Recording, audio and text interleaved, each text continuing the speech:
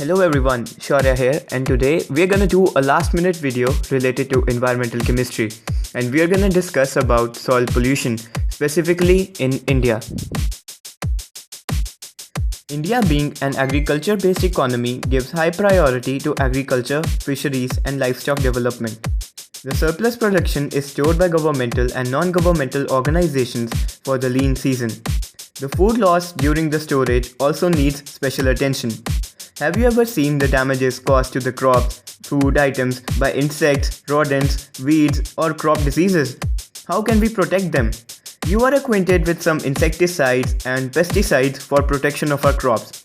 However, these insecticides, pesticides and herbicides cause soil pollution.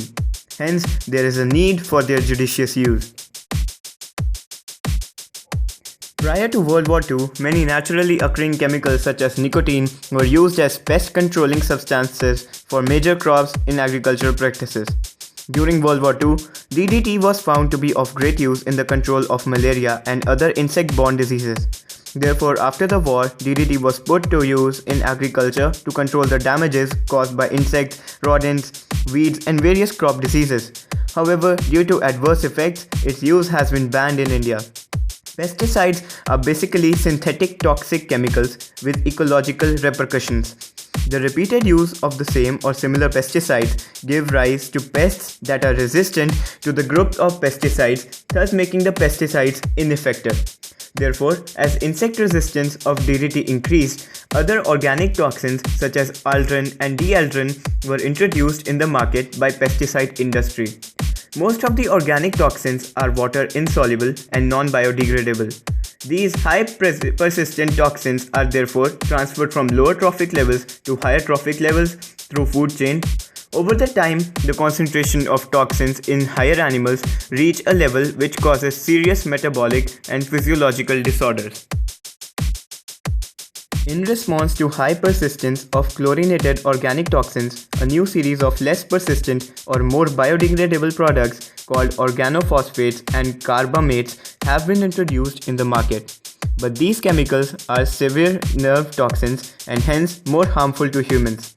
As a result, there are reports of some pesticides-related deaths of agricultural field workers. Insects have become resistant to these insecticides also.